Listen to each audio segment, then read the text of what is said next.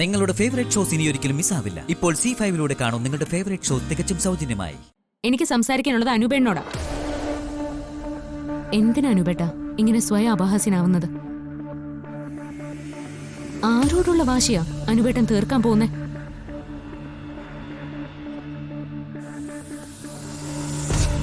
അങ്ങനെ ഒരു വാശി കാണിക്കുന്നുണ്ടെങ്കിൽ ഇവളുടെ ഇഷ്ടത്തിനൊത്ത് നിന്നുകൊണ്ടാവണം.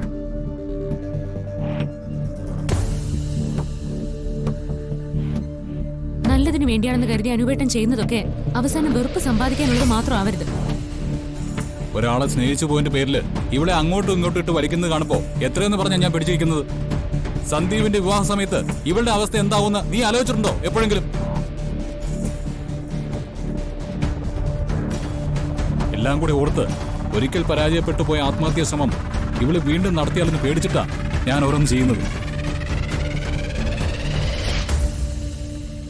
മറ്റൊരാളുടെ സ്നേഹവും പരിഗണനയും കിട്ടിക്കഴിയുമ്പോ ഇവളുടെ മനസ്സ് മാറുമെന്ന് ഞാൻ കരുതി. അല്ലാതെ എനിക്ക് എന്ത് വാശി? നിനക്കറിയോ, ഈ വിവാഹം നടത്താൻ ഒരു രൂപ പോലും എന്റെ കയ്യിലില്ല ഇപ്പോഴും. എന്നിട്ടും ഞാനിത് തീരുമാനിക്കാൻ പറഞ്ഞത് സന്ദീപിന്റെ വിവാഹത്തിന് മുമ്പ് ഒരു നിമിഷം മുമ്പ് ഇവിടെ മറ്റൊരാളുടെ കയ്യിൽ ഏൽപ്പിക്കണം. എനിക്ക് എന്നെ സഹായിക്കാൻ വേറെ ആരുണ്ട്? ഞാനുണ്ട്.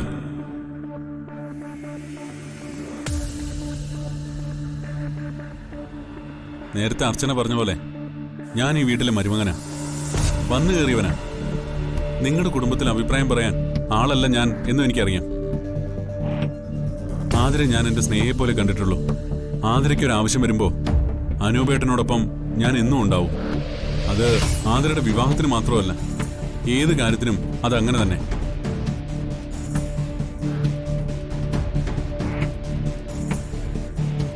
ഇനി ഇവിടെ ആരും അറിയാത്ത ഒരു വാർത്ത കൂടി ഞാൻ പറയാം.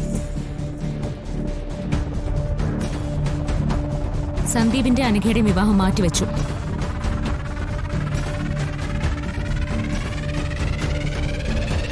ജോത്സ്യം പറഞ്ഞ പ്രകാരമാണെങ്കിൽ 4 വർഷം കഴിയണം ഇനി ആ വിവാഹത്തിന്. ഈ 4 വർഷം അതൊരിക്കലും നടക്കാത്തൊരു കാലാവധിയാണ്. അതിന്റെ അർത്ഥം സന്ദീപിനെ കൊണ്ട് വിവാഹം കഴിപ്പിക്കാൻ ആതിരെ 4 വർഷം ഇവിടെ നിർത്തണമെന്നല്ല. അനൂപേന്റെ വാശിക്ക് അത്രയും സമയം കൂടി നീട്ടിക്കിട്ടിയെന്നാ ഞാൻ പറഞ്ഞത്.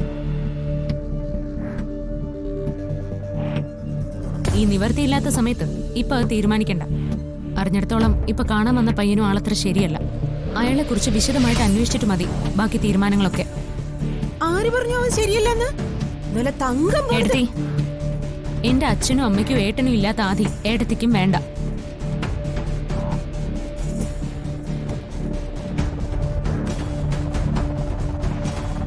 അമ്മയെ ഞാൻ കുറ്റം പറഞ്ഞതല്ല. വിവാഹം കഴിച്ചു പോയെങ്കിലും ഞാൻ ഇപ്പോഴും നിങ്ങളുടെ പഴയ അർച്ചന തന്നെയാണ്. ഇവിടെ നടക്കുന്ന കാര്യങ്ങളൊക്കെ എന്നെ കൂടി ഒന്ന് അറിയിക്കണം. ആതിരയുടെ കാര്യത്തിൽ ഒരു തീരുമാനം ഞാൻ പറയാം. അവൾക്ക് ഇഷ്ടപ്പെടാത്ത വിവാഹം നടത്താൻ ഒരു കാരണവശാലും ഞാൻ സമ്മതിക്കില്ല.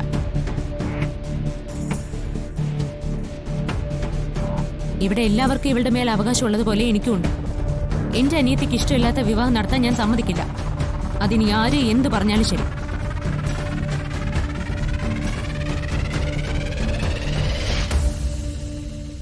ഡൗൺലോഡ് ചെയ്യൂ C5 ആപ്പ്. കാണൂ എല്ലാ എപ്പിസോഡുകളും സൗജന്യമായി.